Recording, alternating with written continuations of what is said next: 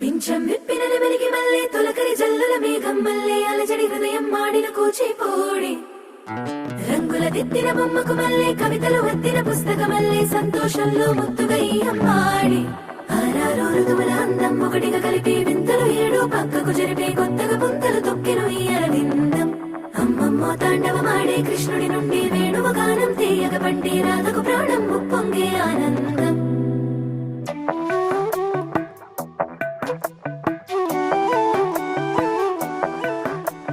మధురము కదా ప్రతొక నడక నీతో కలిసేలా తరగని కథ మనదే కనుక మనసు మురిసినిలా